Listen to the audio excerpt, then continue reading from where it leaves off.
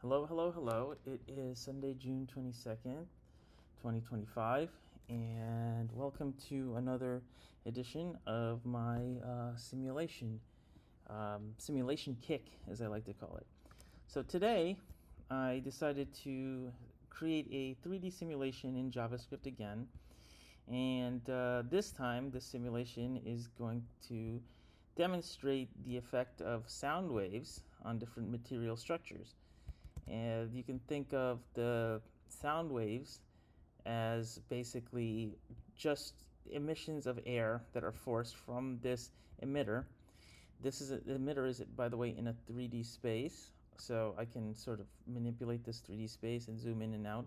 I'm using 3GS for this, as I have for many different 3D projects in JavaScript. And basically, this emitter can, by pressing the spacebar, rotate around this structure and allow you to fire these sound waves. And the wave strengths can be essentially controlled by frequency components. So I set this base frequency here to increase, which can cause disruption in the structure that's in the center to a further degree than if the frequency of the sound was lower.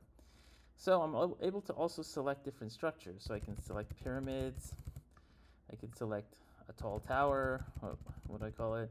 And as I increase the frequency, the effect of the structure is much more pronounced. As you can see, the structural blocks, the components of the structure, are just blown away at a high enough base frequency. And so just to kind of give you an idea, again, just noting also that the components of the structure are all just for now these very regular cubes that are same height, same width, same depth. But I'm going to make some adjustments to make the structures a little more realistic.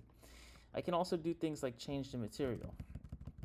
So as I change the material, note that if I change the material to a weak material, then even a low frequency sound wave in barrage can essentially disrupt the material, right? And some of the materials like glass are kind of fun to based on the physics setup I created to kind of just spread these around. It's a little bit satisfying, but just basically noting that if I change the material to a stronger material, because I have steel also, you can see that steel doesn't disturb as easily. And basically, if I go to another structure again,